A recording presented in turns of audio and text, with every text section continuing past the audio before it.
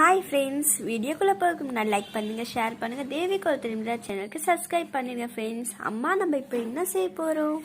இன்றைக்கி குதிரைவாலி அரிசியில் நம்ம உப்புமா பண்ண போகிறோமா, அது எப்படின்னு பார்க்கலாம். இப்போ ஒரு டம்ளர் நம்ம குதிரைவாலி அரிசி எடுத்திருக்கோம். இது நல்லா கழுவிடலாங்க, ஏன்னா தூசியாக ரொம்ப அழுக்காக இருக்கிற மாதிரி இருக்கும். நல்லா கழுவிட்டு அதை அப்படியே வச்சுக்கலாம். இப்போ ஒரு கடாய் வச்சுட்டு தேவையான அளவு நம்ம எண்ணெய் சேர்த்துக்கலாம். எண்ணெய் சூடாகினோடனே நம்ம கடுகு உளுந்தம் பருப்பு சேர்த்துக்கலாம்.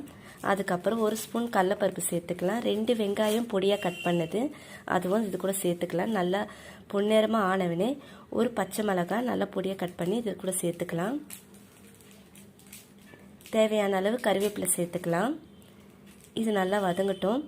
ஒரு டம்ளர் குதிரைவாலி அரிசிக்கு நம்ம 2 டம்ளர் தண்ணி சேர்க்க போகிறோம். இது கரெக்டான அளவு. தேவையான அளவு உப்பு சேர்த்துக்கோங்க. இப்போ கலந்துடலாம். கலந்துட்டு நல்லா கொதி வரட்டும். கொதி வந்தவொடனே இப்போ இந்த குதிரைவாலி அரிசியை நம்ம இது கூட சேர்த்துக்கலாம். அப்போ நம்ம கேஸ் ஸ்லோ பண்ணிடலாம். அந்த சூடிலேயே நல்லா வேகும். இதில் நல்லா கலரிக்கலாம். நல்லா இது கொஞ்சம் நல்லா வேகணுங்க. இது எப்படின்னா ஒரு ரவா அளவுக்கு இருக்கும். இது பாருங்கள், நல்லா வெந்துடுச்சு. ரொம்ப ஹெல்த்தியானது. சுகர் இருக்கிறவங்க இது கண்டினியூஸ் சாப்பிட்டா சுகர் கம்மியாகுங்க.